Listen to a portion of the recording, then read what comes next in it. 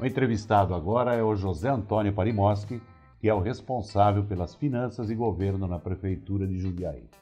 O Parimoski, como todos nós conhecemos, já passou como secretário de Finanças mais de uma vez e foi também diretor em órgãos estaduais, inclusive que marcaram uma atuação que foi marcante. Você pode contar qual foi? Um prazer enorme, Anselmo, estar aqui falando com você. Né? Eu tenho já 28 anos de serviço público, né? Uma trajetória de bastante conhecimento, porque a última coisa que você pode é fechar a porta do conhecimento, você tem que estar disposto a aprender todos os dias, mas de muita atuação. E o último desafio foi no governo do Estado de São Paulo, de 2013 a 2016, né? Como subsecretário de Orçamento e secretário adjunto de Planejamento do Estado, né? Onde a gente conseguiu fazer um trabalho muito intenso e evitar o pior dessa crise que o Brasil hoje experimenta. O Estado de São Paulo conseguiu reduzir suas despesas, um trabalho muito forte de ajuste que o governador Geraldo Alckmin fez. A gente, junto com a área da Fazenda, fizemos um esforço muito grande para preservar principalmente os investimentos, que é a base da geração dos empregos, da renda, e quando a crise passar, o Estado vai continuar, né? Retomando em velocidade muito mais adequada do que aqueles que sucumbiram diante da crise, né? Como Rio de Janeiro, Rio Grande do Sul, Minas Gerais e outros estados que estão quebrados e que infelizmente já não conseguem pagar mais suas contas em dia. E antes disso também tive a oportunidade de já trabalhar no âmbito federal, né? Em Brasília, como chefe de gabinete do então deputado André Benassi, passei pela Assembleia Legislativa de São Paulo como secretário-geral. Enfim, então tem uma trajetória bastante longa aí, 3 vezes cuidando das finanças da nossa cidade. Quando cuidei, nunca entramos em déficit. Ou seja, você tem aquilo que podemos chamar de bagagem. Agora, para quem cuida, você, chefe de família aí, que cuida do orçamento da casa, da compra do ovo, do arroz, do feijão, você já tem um perrengue para chegar no fim do mês e fechar essa conta. Agora imagine cuidar da conta de uma cidade. Como está a situação de Jundiaí hoje? Bom, Anselmo, quando nós chegamos em janeiro, né, o prefeito Luiz Fernando Machado, quando se colocou à disposição, na verdade ainda como candidato, ele se propôs a discutir a melhoria da qualidade da gestão e a melhoria do serviço público, né? E durante a transição, nós já notamos que nós tínhamos uma série de deficiências na administração que estava até então e nós notamos que as finanças estavam todas elas desorganizadas. Tanto é que nós pegamos a cidade quebrada, né? Durante a transição a dívida de curto prazo conhecida, pelo menos informada, era de 70 milhões, nós já tínhamos uma estimativa que ela era pelo menos quase o dobro disso, e em 30 de abril de 2017, passado 4 meses, nós estávamos fechando o balanço de 2016, nós já chegamos a uma dívida de 144 milhões de reais, o dobro daquela informada, mais ou menos perto da estimativa que nós tínhamos feito. E em 30 de abril de 2018, né, depois já de 1 ano e meio aí quase de administração, nós tivemos mais algumas surpresas, né, processos que estavam perdidos pela administração e chegamos aí a quase 170 milhões de reais.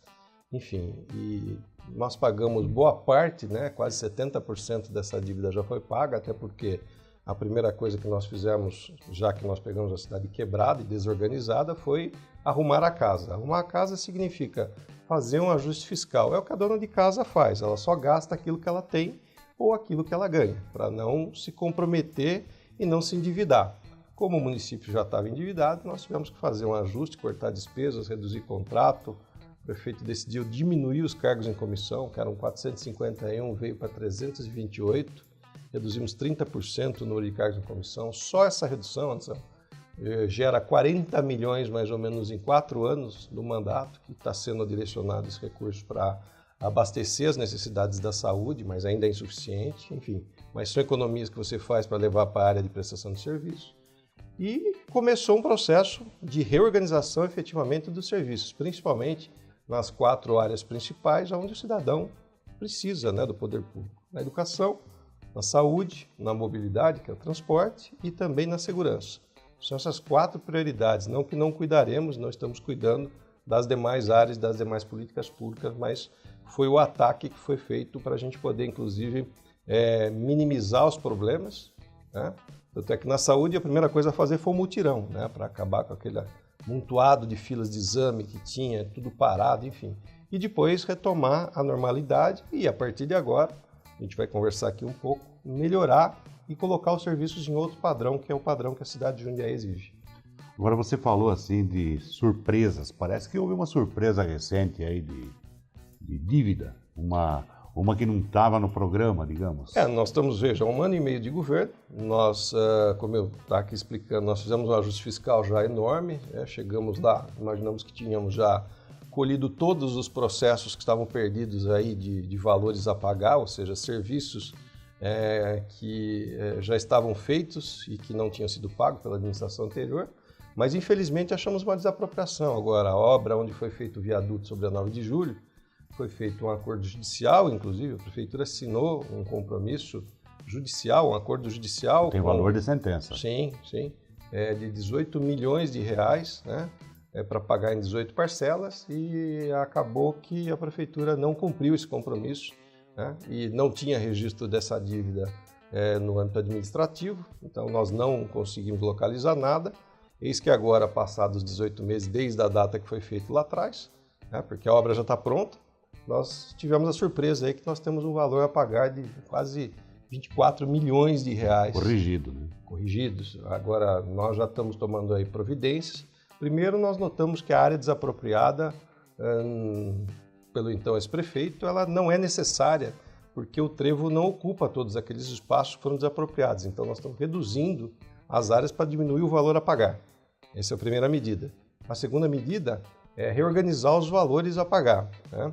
E aí, nós já chegamos aí de 24, já caiu para 18 milhões, só nessa redução de áreas.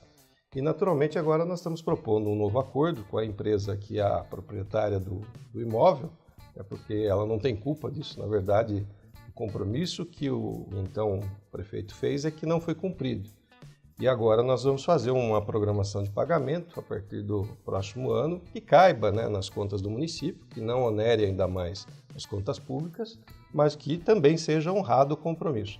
Toda conta, veja, a conta não é do CPF do prefeito. Quando a gente se dirige aqui, olha, até porque o prefeito é o responsável maior pela gestão. Então, aquela história de que não sabe, não viu, não pode acontecer, tem que saber. No mínimo, é omissão. Isso, e aí tem a equipe que cuida de todas essas coisas. Quando a equipe não cuida bem, naturalmente as coisas vão acontecer e vão tomar rumo errado, que é o caso. Então, as dívidas são do CNPJ do município. A dívida onera a prefeitura. E os contribuintes, que, afinal, são eles que pagam os impostos. Então, a gente tem que ser muito zeloso com o dinheiro público. Cuidar para que cada centavo seja direcionado para aquilo que são as necessidades da população. Não tem mais como você elevar a carga tributária, aumentar imposto. Nós até propusemos uma discussão em Jundiaí no final do ano passado sobre o IPTU. A sociedade disse que não queria, nós entendemos o recado, é legítimo isso, e nós vamos continuar trabalhando, fazendo o ajuste fiscal pelo lado da despesa, ou seja, cortando gasto, eliminando desperdício, colocando de novo o recurso que é arrecadado nos serviços que o cidadão precisa.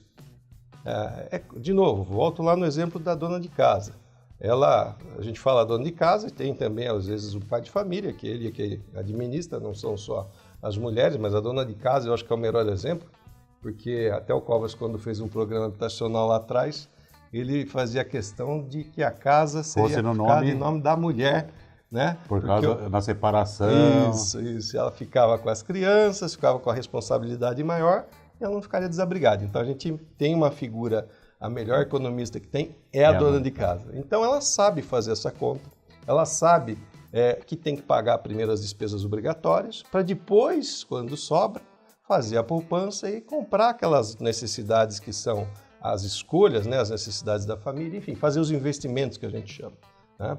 Então, essa inteligência é a gestão fiscal responsável. É uma coisa simples e é uma coisa, ao mesmo tempo, complexa, porque, infelizmente, você pode ver nas últimas eleições, os prefeitos que se comprometeram com a lei de responsabilidade fiscal foram reeleitos, ou aqueles que tinham trajetórias de responsabilidade na gestão fiscal se elegeram. Aqueles que não se comprometeram, assim como eu acho que o próximo presidente da República, a primeira coisa a ser avaliada, Anselmo, é a responsabilidade que ele vai assumir com o ajuste das contas públicas. A seriedade. Isso. Se ele não assumir, todo o resto pode esquecer que não vai fazer. Então, a primeira coisa que nós fizemos foi ajustar as contas públicas e ainda continuamos fazendo, até porque esse é um valor, entendeu? Um valor não é uma premissa. Olha, eu vou fazer um ajuste. Não.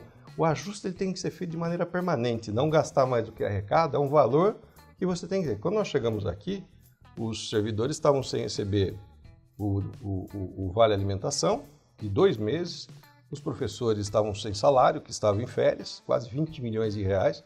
O São Vicente não tinha recebido o repasse, portanto, seus funcionários não tinham ainda recebido o salário. Nós estamos pagando o 13º de 2016 de São Vicente agora, em 11 parcelas, que nós pagamos em 2017 em dia. Enfim, então, não se pode brincar com o dinheiro público. O dinheiro público é sagrado e ele tem que ser investido de novo, aonde a população precisa. Uma coisa, você falou em fila agora há pouco, e nós tínhamos um problema, ou temos ainda, não sei exatamente, confesso a ignorância, fila de creche. E a prefeitura optou por contratar serviços de creche em vez de construir. E a princípio, todo mundo acha, para quê? Mas tem uma lógica isso, não tem? Qual que é essa lógica? Tem. Veja, Anselmo, tudo nasce de um planejamento. A administração pública, quando a gente fala de gastar só o que tem, isso é fruto de um planejamento que você faz. Quando você planeja, inclusive, o que você vai fazer, também isso está num plano que a gente chama de plano plurianual. Todo prefeito que entra, ele tem a responsabilidade de fazer esse planejamento. É uma lei, ela se transforma numa lei, e tem 4 anos, tanto é que o último ano fica com o governo seguinte para não ter descontinuidade. A lógica é bom, mas na prática muitas vezes não acontece. Quando a gente planeja, por exemplo, a política pública da educação, quando a gente vai lá no recorte creches, como é que a gente vai pensar creches tendo em vista que a gente precisa olhar demografia, ou seja, a quantidade de crianças que nós temos de 0 a 3 anos e a quantidade de crianças de 4 a 5 e depois você começa o primeiro ciclo do ensino fundamental. Muito bem. Quando você olha a taxa de fecundidade, ela diminuiu, ou seja, o número de crianças por família diminuiu. Todo mundo tem poucos filhos. Menos filhos, né? Lá para trás, na década de 80, a média era quase 2. Hoje é 1,6 e caindo.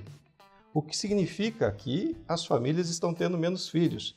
O que significa que ao longo do tempo, até saíram diversas matérias na última síntese agora da análise populacional do IBGE, que é o chamado bônus demográfico. O que ele olhou para a população, Selma? Primeiro, a população brasileira envelheceu. Bastante. Segundo, daqui a... lá por 2038, são as estimativas, ela anos. vai dobrar, né? Dobrar de tamanho. Os idosos, ou seja, hoje são em torno de... em Jundiaí são quase 14%, no Brasil dá mais ou menos 10%. Então você vai ter o dobro de idosos, o que vai tornar o Estado brasileiro mais caro. Saúde, educação, assistência social. Nós vamos planejar isso. Previdência social, veja você. Então quando você olha, então você vai ter menos crianças. E menos gente em estágio produtivo para financiar aqueles que estão inativos, né? Que a gente chama de população ativa. Né? Então, essa avaliação, quando você faz olhando que a taxa de fecundidade, a taxa de crianças por família é cada vez menor, toda vez que você faz um investimento, você constrói uma creche, e aí você vai dotar essa creche de funcionários, de ADIs, né, que são as agentes de desenvolvimento infantil, os professores, os equipamentos e todo o pessoal necessário para poder fazer aquela creche funcionar, esse custo fixo vai durar por 30 a 35 anos. E na medida em que você tem essa curva decrescendo, qual foi a alternativa? E ela é mais inteligente. Eu vou contratar esses serviços na medida da necessidade, porque ali na frente eu vou ter uma necessidade menor. E aí esses contratos ele pode ser reduzido, enquanto que quando você contrata um servidor, ele não reduz. E mais, Anselmo, um servidor que você contrata a partir de um concurso público para ele ser agente de desenvolvimento infantil, por exemplo... A antiga página. Isso. Ele não pode ser direcionado ou ter desviado a sua função para um outro tipo de serviço. E aí, se a necessidade passa a ser, você, por exemplo, como nós estamos dizendo aqui que a população vai envelhecer, você vai precisar, por exemplo, cuidar mais dos idosos. E aí o seu foco vai ter uma mudança. Você vai ter que tirar um pouco o foco aqui da criança de 0 a 3, de 4 e 5, e você vai ter que cuidar dos idosos. E veja você, se o país envelhece em condições de qualidade de vida, com boa renda, que não é o nosso caso, que nós estamos aqui emperrados, com boa educação, você tem um envelhecimento e uma aposentadoria, né, onde as pessoas ainda terão, apesar da longevidade, que hoje é muito maior do que há 20, 30 anos atrás, e está crescendo cada vez mais, diante da tecnologia da saúde e tal, etc., né, as pessoas vivem cada vez mais, você tem que prover necessidades dessa. Tem gente estudando nessa etapa da vida. E aí você não pode desfocar os recursos ou dispersar recursos ou colocar despesas fixas em planejamento desse tipo de atividade do Estado. Ou seja, se nós construíssemos 10 creches hoje, nós teríamos, pelos próximos 30 ou 35 anos, essa despesa fixa permanente no orçamento. De funcionários. E não, veja você, Anselmo, o Estado de São Paulo, quando o governador Alckmin propôs fazer aquela reformulação das escolas, acho que você se lembra, Lembro. Em 2015, na verdade, a reutilização, né, a redefinição das escolas, ela tinha como base um estudo, porque o Estado tinha 5.500 escolas e no final da década de 90, o Estado tinha quase 6 milhões de alunos. E hoje o Estado tem 3 milhões e meio de alunos. Então ele não tem mais a necessidade de ter toda aquela rede física. E ela está lá toda parada. Custa consumindo dinheiro público para você manter e, na verdade, não tem a finalidade de servir à população. Então a reformulação era, vamos realocar os 3 milhões e meio de alunos numa quantidade de escolas que seja suficiente, olhando logística, inclusive, até porque tem o custo de transporte também, que é pago pelo Estado, para você diminuir essa despesa. Então, hoje, Anselmo, é planejamento, visão de longo prazo e, de novo, você tem que alocar os recursos de maneira eficiente. Se você não alocar, você vai, de novo, se você optar por construir e fazer a despesa fixa, imediatismo, lá na frente você vai se dar mal, porque esse gasto não vai ser reduzido. Ou seja, se a prefeitura, em vez de contratar creches, construísse 10 creches hoje, todo mundo bateria palma, todo mundo estaria na creche, e daqui 15, 20 anos, digamos, estariam sobrando prédios de creche, funcionários de creche, equipamentos de creche. E faltando dinheiro. Faltando dinheiro e que não podem ser redirecionados também para o idoso. Exatamente. Porque são outras características. Isso. Inclusive, o mobiliário não pode ter canto seco, tem que ser equipamento para idoso, ele tem características absolutamente distintas de um equipamento para criança. O prédio você até poderia reutilizar, mas você teria que fazer uma reforma, quase que fazer um novo, só pelas adaptações. No entanto, Anselmo, veja, o desafio, o prefeito assumiu um compromisso de aumentar em pelo menos 500 vagas todos os anos, além da eficiência, porque o que a gente notou? A fila da creche ela vai se movimentando na medida em que crianças que completam o ciclo e já vão para o ensino fundamental, né? Ou vai para o ensino infantil e já entra no ensino fundamental. Essa movimentação, quanto mais eficiente você fizer, inclusive a logística de acomodação dessas crianças, de preferência nos respectivos bairros, você consegue ter uma eficiência e alocar mais crianças mais rapidamente. Então, nós estamos trabalhando nesse sentido, trabalhando algumas alternativas e construindo a viabilidade de 500 vagas adicionais por ano. Contratando, principalmente, nesse modelo que nós temos, estamos estudando alguns outros modelos, a gente está olhando o que tem pelo mundo, coisas novas, creches comunitárias, por exemplo, que podem ter uma finalidade, podem ser mais econômicas, mais baratas e também ser eficientes no sentido de atender a mãe, que precisa deixar a criança na escola, na creche, para ela poder trabalhar. Enfim, isso é uma necessidade hoje. Enfim, estamos fazendo aquilo que tem que ser feito. Tudo tem uma velocidade. Você não consegue resolver todos os problemas, mas estão muito bem encaminhados dentro de um planejamento seguro, que o próximo administrador não ficará com o mico ou com a responsabilidade de ter que desfazer. Exatamente. Agora, a questão de saúde, Zé. A prefeitura está também mexendo nas unidades de saúde, aí dando como a escola mudou, e as unidades de saúde estão passando por umas reformas, umas adaptações, para se tornar uma nova UBS. esse está em ritmo acelerado, está conforme entra dinheiro? Isso. Na verdade, como nós tivemos uma elevação de gasto de pessoal muito grande na gestão anterior, né? Veja, em 2012, em 31 de dezembro de 2012, nós gastávamos 35% da receita corrente líquida em pessoal. Na última gestão, esse patamar foi elevado para 46%. Então, consumiu-se muito mais recursos quando a arrecadação, inclusive, está caindo. Daí, o endividamento que foi gerado acabou-se com a capacidade de investimento do município, ou seja, o município perdeu a capacidade de ter uma poupança para poder investir. E isso gera transtornos, ou seja, você tem que, de novo, por isso que eu falo, você tem que ver o que você vai gastar, onde você vai gastar. Então, o que o prefeito fez? Ele definiu 9 programas estratégicos prioritários nas principais 4 áreas. Na educação, a Escola Inovadora, na saúde tem 4 programas de melhoria do ambiente físico e infraestrutura, que é a nova UBS, que já tem uma lá na Vila Maringá, que já foi entregue, e outras mais 4 já estão em curso sendo preparadas e adaptadas a essa nova realidade.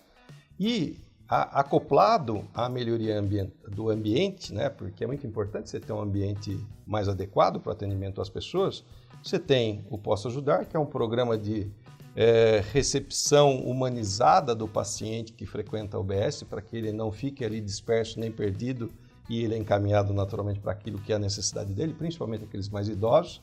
Você tem o Guardião da Saúde, que também é um programa de avaliação, a pessoa que é atendida naquele dia ela já sai e na saída ela tem um totem, já que ela vai responder 5 questões objetivas com relação ao atendimento que ela recebeu, e isso vai servir para a gente parametrizar medidas de correção, para você não deixar o serviço piorar, né? E tem que ter uma melhoria contínua. E você tem outros serviços que melhoram a eficiência do atendimento na própria UBS. Saúde, na UBS, né? Então hoje você tem serviços que a saúde faz, que eles chamam do atendimento longitudinal, muita integração de acupuntura, tão inclusive integrado com a unidade de esporte e lazer, porque Jundiaí tem mais de 10 parques, o Anselmo, e que podem ser utilizados para fazer educação física, o esporte, o movimento, enfim. Coisas que vão evitar a ida da pessoa para a unidade de saúde. É a prevenção, é o investimento na prevenção. E o outro programa de saúde, né, vai ser entregue agora pelo prefeito Luiz Fernando, é a UPA do Novo Horizonte, daquele vetor oeste, mas acoplado com um novo serviço chamado Clínica da Família. É uma unidade de pronto atendimento, é a UPA que já estava construída e agora nós estamos lá terminando a licitação nos próximos dias para poder, inclusive, ter a organização social que vai administrar esse equipamento público, junto com uma UBS, que tem todos os serviços renovados, já nesse conceito de Clínica da Família, e junto com a estratégia de saúde da família. Ou seja, nós vamos ter um equipamento extremamente resolutivo. Essa é a proposta do prefeito, que a gente tem um equipamento que resolve com raio-x, com exames lá no local, ou seja, as pessoas não precisam se deslocar, por exemplo, no caso de urgência e emergência, ao São Vicente, a não ser que o médico naturalmente lá recomende que o faça. Senão ele pode ser atendido lá no próprio local. Então você vai poder fazer, inclusive, serviços de traumatologia, né, de ortopedia, lá também no local, ou seja, é uma inovação com mais serviços e eles, como eu disse, resolutivos, para que o paciente não fique indo de um lugar para outro e vá no único lugar e consiga ser atendido e resolver o seu problema. Esse modelo, lá naquela região, você está atendendo 140 mil pessoas com essa nova UPA. Né?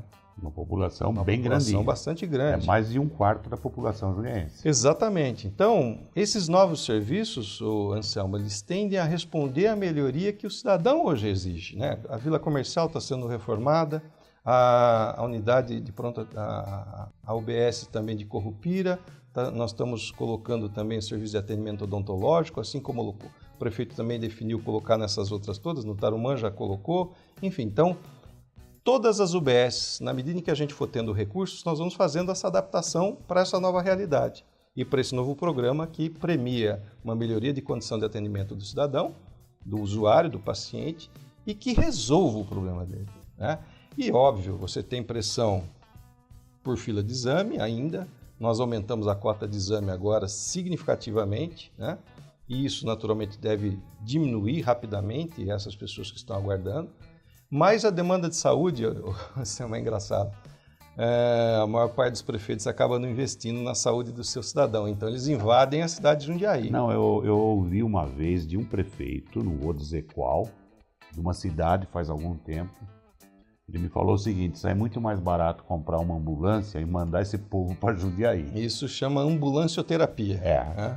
E tem até uma cidade aí que fez um hospital que na época era chamado de rodoviária de doentes. É isso aí. Eles iam lá para pegar ambulância para vir para Jundiaí. Você sabe que nós temos 36 unidades básicas de atendimento. A Organização Mundial de Saúde recomenda que você tenha uma UBS para atender a cada 30 mil habitantes. A nossa atende uma para cada 9 mil. Então, nós temos aqui uma condição já muito mais adequada. Agora, a UBS é obrigação do município. Quando a gente fala do Hospital São Vicente, do Hospital Universitário, nós sabemos que nós temos que atender a região toda. A gente não recebe os recursos correspondentes para atender a todos, né? Mas nós sabemos que nós temos essa obrigação. No entanto, nas UBSs não, cada município tem que ter o seu.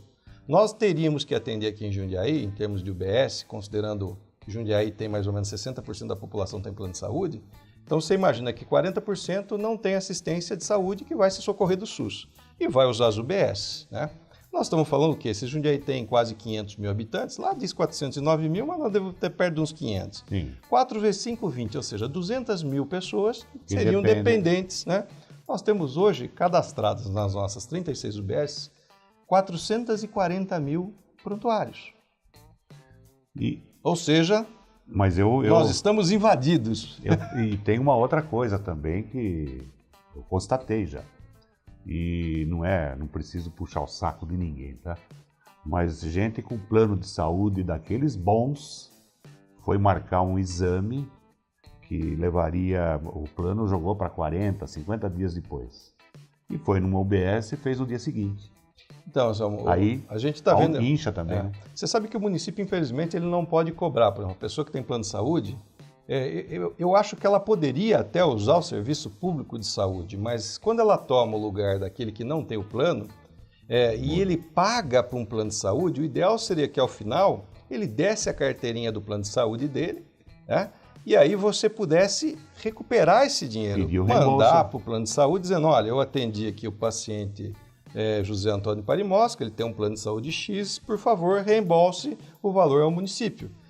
Nós não temos lei que dê essa condição nem para os estados e nem para os municípios, e só o governo federal consegue fazer esse pedido para as operadoras de plano de saúde e ele recoloca o dinheiro para dentro dos fundos que a gente chama, do Fundo Nacional de Saúde, e diz ele que redistribui aí evapora. Os recursos. Mas evapora, a gente sabe disso. Porque o clima... Mas precisa mudar essa regra, porque seria justo... O município. Exatamente, e seria muito justo, de novo, que os planos de saúde também comprassem serviços do próprio município, se a rede tem capacidade para atender, mas que ele pagasse por esses serviços. Sim. Isso daria mais rendimento do ponto de vista do serviço para atender o que a gente chama de cobertura universal. Agora, o SUS, naturalmente, ele tem que dar cobertura integral para todas as pessoas e gratuitamente. Hoje a porcentagem que o SUS repassa para os municípios é pequena. O governo federal, hoje, veja, saúde em Jundiaí. A gente gasta 510 milhões esse ano, tem no orçamento para gastar. Desses 510, 260 milhões vai para 2 hospitais, o São Vicente e o Universitário, que atende Jundiaí região. 40% do atendimento é regional, não são das pessoas de Jundiaí. Só que o custo dessas 2 unidades, 80% é financiado com o contribuinte local, ou seja, é o jundiaense que paga os 80% através do orçamento do município. Quando seria obrigação? Só 20%. Há 15 anos atrás era proporção invertida, era 70% que vinha do governo federal, do SUS, né? E o município ele complementava os 30%. Hoje nós pagamos 80%, eles 20% e caindo. Ou seja, esses 20% esse ano certamente deve virar 18%. Agora, você não tem, veja, economia capengando. A expectativa de arrecadação não chegar na meta. E você tem aqui inúmeras prioridades. Como é que você dá satisfação para tudo isso? E saúde é prioridade. Todo mundo, a maior dor é a minha, né? Exatamente. A maior dor sua é a sua. Então nós temos que passar isso para a população precisa ajudar a fiscalizar, porque esse tipo de atividade, além dele ser essencial para que as pessoas tenham boa qualidade de vida e gozem de saúde, mas tudo tem que ter uma ordem, tem que ter uma limitação, porque senão a saúde é um saco sem fundo. Pra você ter ideia, São Vicente custa alguma coisa em torno de 200 milhões de reais. 200 milhões é quase o orçamento inteiro de Itupeva, de um município, para cuidar de tudo. Veja o tamanho, a proporção. E nós gastamos 60% de todos os recursos em saúde aqui, que a gente chama da parte terciária, no hospital, para corrigir. Porque na hora que você está no hospital, você está na fase reparatória. É a medicina reparatória que a gente chama. E a gente gasta só 20% em prevenção. Isso é muito ruim. Precisamos inverter a lógica. Por isso que os serviços que o prefeito está investindo nesses serviços de melhoria contínua da atenção básica e essa estratégia de ser mais resolutivo, para levar lá para os bairros, exatamente porque ali, inclusive, é mais caro, é mais barato. Você previne e evita que a pessoa vá para o hospital. Exatamente isso. Exatamente. Agora você falou em orçamento. O orçamento de Jundiaí esse ano foi 2 bilhões 160 mil... 2,260. 2,260. 2 é bilhões 260 milhões de reais. Isso. Dificilmente vai se atingir, a gente sabe, se falta alguma coisa, porque a economia não está às mil maravilhas. E para o ano que vem?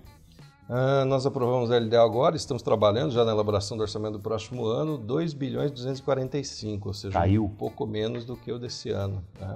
Essa é a realidade do Brasil, de novo, a economia paralisou, a expectativa, naturalmente, a economia está muito amarrada ao cenário político, né? Principalmente a eleição presidencial, a legitimação de um novo presidente, eu acho que tira o Brasil desse limbo que ele ficou, uma crise ética sem precedentes na história do país. O Anselmo, nós temos aqui números, né? Lá no governo do estado já começava a olhar para eles desde 2014 até agora, quando começou a crise. O PIB do Brasil, que é a riqueza que se produz, né? Todas as riquezas que são produzidas no país, nós estamos encolhendo 9%. É muito maior, não tem isso na série histórica do Brasil. Nem na época do crash de 29, quando a gente teve 2 anos de uma recessão muito profunda, mas que deu 4,5% mais ou menos na soma a redução do PIB. E hoje nós temos uma redução de 9%. É muita coisa. Quase 10, né? Quase 10. Um décimo. Não, e se piorar pode chegar a 10. E mais 13 milhões de desempregados, 7 milhões de subempregados e mais uns 7 milhões de pessoas que estão à procura de emprego, mas já desistiram porque não encontram. Então você tem quase 3 Portugal, você tem 28 milhões de pessoas hoje à procura de emprego ou já desempregados e que naturalmente não tem expectativa. E tem não produz, não consome. E não tem renda para se sustentar. Ou seja, o que acontece? A pessoa perde emprego, tinha um plano de saúde empresarial, ele vai para a fila do SUS. A pessoa tinha o filho numa escola privada, particular, ele vem para a escola pública. E assim por diante. Então, nós temos hoje um Brasil muito complexo, uma fase muito difícil, muita tensão, né, naturalmente, com relação a quem será o próximo presidente, porque tem um monte de aventureiros ali e messias. Né? Tem de tudo. E, naturalmente, temos que tomar cuidado, porque não há mágica, né? Tem que ser realmente alguém preparado, que consiga fazer um ajuste fiscal nas contas do país e que faça o país só gastar aquilo que tem e colocar o país no trilho. E fazer um planejamento de longo prazo. Nós, olhando aqui para o ano que vem, temos o mesmo valor desse ano, basicamente. Quando a gente olha para 2020, nós sabemos que a economia tem potencial de retomada de crescimento, mas para isso o Brasil precisa voltar a crescer. Esse ano começou com 3,6% de expectativa de crescimento, no final do ano passado, antes da delação do Joesley Batista, você se lembra? Lembro. A coisa estava indo bem e tal, de repente engripou, parou e daí para lá, queda. Hoje está em 1,6% a taxa prevista de crescimento. Isso se não aparecer outro delator. Exatamente. Que aí cai mais um pouco. Então nós precisamos torcer para que realmente, torcer e trabalhar, né? Para que o Brasil, e votar corretamente, para que o Brasil saia desse limbo, né? Desse lodo que ele se enterrou, para um novo estágio. E que, de novo, nós temos que planejar, os próximos anos vão passar muito rápidos. E o bônus demográfico que eu dizia, ou seja, nós vamos ter pessoas mais idosas do que pessoas em estágio produtivo, nós precisamos investir em educação, infraestrutura, né, pesadamente, para que a gente tenha geração de renda, de riqueza, para que as pessoas possam envelhecer com qualidade de vida, mais saudável e reduzir os custos do Estado. É isso que nós precisamos agora. Quando a gente fala custo do Estado, de prefeitura, do governo estadual, do governo federal, todos. Não é aquela coisa, não é problema meu, porque quem paga é a gente. Ao final, Anselmo, veja, um prefeito que muitas vezes, veja, vou pegar o Rio de Janeiro, para não falar de prefeito, né? O Rio de Janeiro, o que aconteceu? Quando o pré-sal era uma notícia ainda, né? O pré-sal virou uma notícia no governo Lula, Sérgio Cabral já começou a fazer planos para gastar aquele dinheiro que ainda não tinha entrado. Gastou por conta. E aí, o que eles fizeram? Fizeram um processo financeiro, fizeram uma emissão de debêntures internacionais, venderam, entre aspas, os direitos, né, de exploração daqueles poços que estavam lá a 5 quilômetros de profundidade, sem saber se a gente conseguiria explorá-los, e quase que já utilizando um recurso que ainda não tinha entrado. Aí começa a tragédia do Rio de Janeiro. Totalmente quebrado. Totalmente quebrado hoje, né? Veja, está virando um território inóspito, onde as pessoas não têm segurança, não têm saúde, não têm uma terra maravilhosa, uma cidade linda e realmente está arrasada. Então veja, você que não dá para brincar, ou você planeja, olha para frente e realmente discute com a população quais são as necessidades e o que você vai fazer para construir esse planejamento mais estratégico de longo prazo e executa depois isso, assim, ou infelizmente você hoje quebra os municípios, né? Infelizmente o poder público no Brasil não vai à falência. Nos Estados Unidos, alguns estados existe a falência. Aqui não existe.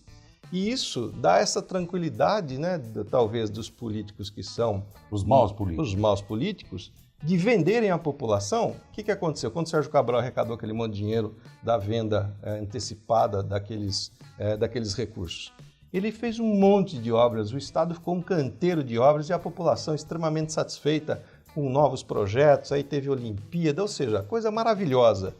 Tudo isso sem sustentação. Você percebe? Sem lastro. Sem lastro. E aí, tudo que você faz sem sustentação desmorona. E agora a população, que naquele primeiro momento ficou satisfeita, agora foge do Rio de Janeiro, sai do Rio de Janeiro, porque não consegue mais viver naquela cidade que é maravilhosa. Então, isso acontece nas cidades. Isso acontece em diversas cidades, onde o modelo equivocado, uma política errática de gastar mais que o que tem, de endividar o município, no final das contas, quem paga é sempre o contribuinte. Sempre ele. Né? A conta sempre é dele. Sempre é dele. Então, tem que votar, tem que ver se aquele político está representando de maneira adequada, está fazendo aquilo que se comprometeu e, óbvio, tem que participar, porque negar a política só, como a gente está notando que existe hoje no Brasil, não vai dar certo. Não existe nenhum país do mundo que se transformou e que melhorou sem com que a política fosse protagonista. O que precisa é a população participar, votar corretamente, fiscalizar. Não fazer como reunião de condomínio. Exatamente. 150 apartamentos, tem 3 na reunião. Exatamente. E depois reclama que as coisas não foram feitas. Eu sou até a favor de que quem não vota, ou vota nulo, vota branco, ou se abstém, não tem direito de reclamar. Então, não é só a classe política que não foi bem, que realmente decepcionou. Nós precisamos de um país que acabe com essa história do jeitinho, né? Que quer dar um jeitinho nas coisas, que quer fazer ali um puxadinho e depois ver como faz, que quer antecipar a fila, dando ali uma gorjeta, enfim. Nós não podemos ter um país provisório, nós temos que ter um país... E veja, o Brasil é maravilhoso, a energia, a matriz energética brasileira é a mais barata do mundo. Nós podemos aqui ser extremamente desenvolvidos, estratégico e participar da economia mundial muito mais do que a gente tem hoje. O que faltou para a gente? Planejamento. Na era Lula, a economia do mundo cresceu, o Brasil também cresceu, só que o país foi virado para dentro, ou seja, apostou-se muito no consumo interno, não tinha sustentabilidade, acabou a bonança. Financiamento em 96 meses. Isso. Geladeira quase satisfação total num primeiro momento, né? Compra a casa, compra o carro, filho na escola, tudo ok. Aquela televisão enorme na sala. E aí, passa o tempo, tudo isso desmorona porque, de novo, não foi um processo sustentável de crescimento econômico. E aí falta o emprego, reduz as possibilidades, não consegue mais pagar a casa, não consegue mais manter o filho na escola e nós estamos nessa situação que nós estamos. Então, a escolha sempre tem que ser uma escolha que olhe para depois do período que você está. Para consequência. Exatamente. Ok. Esse foi o responsável pelas finanças e pelo governo da Prefeitura de Jundiaí, José Antônio Parimoski. Você está assistindo Novo Dia TV,